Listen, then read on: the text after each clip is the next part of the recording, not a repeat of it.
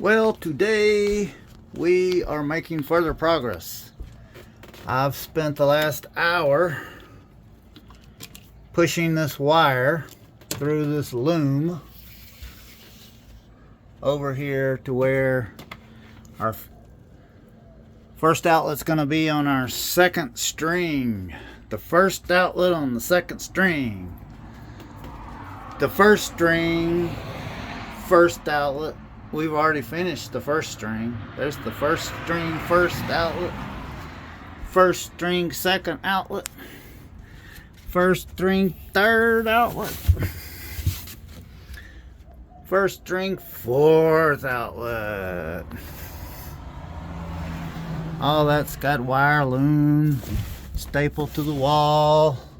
I'm gonna come back and fill these. I was thinking, and it's probably perfectly fine, it's just going to push this back behind the wood there. But with everything jiggling around, might as well loom it up too. I can fill in these places where it doesn't have loom. So we're working on this string right here. I had to get some more wire too. Got 25 feet there to get me, and best of all is I went and got the really good outlets. Well, these were $2.89 a piece, as opposed to 89 cents. And the big difference is, if you were look real closely,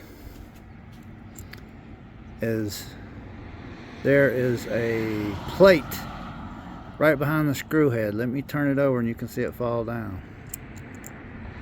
There you go. See that plate right there? Behind the screw head. That will ensure that the wires get squished once you tighten it up. The cheaper outlets don't have that little plate. There it is. You can see it. Right there, that little plate. That makes all the difference. I tried using a washer, but nope. Anyway, these are all 20 amp outlets too, so might as well keep it all the same. So there we go. We've got the wire chased over to the first outlet. Then we'll have to, I think I'm going to run the wire back up through here and then down.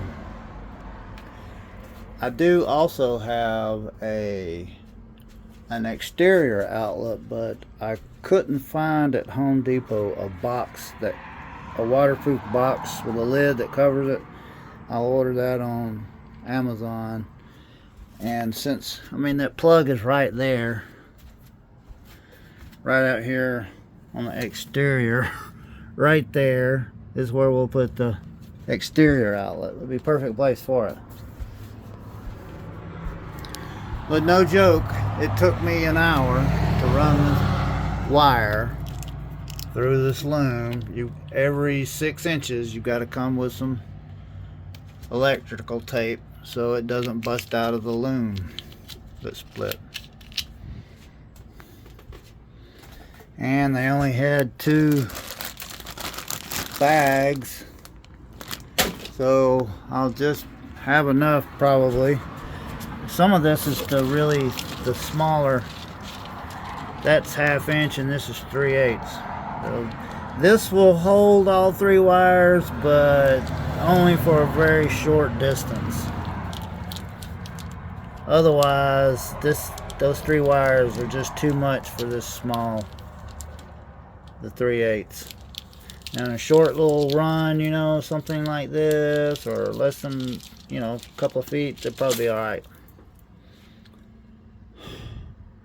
Alright, it's been really freaking hot, and I think I'm going to take a little break, let the sun get on down, and oh man, we got a long time before the sun goes down. I don't even know what time it is. But we also can plug in the air conditioner. I do have my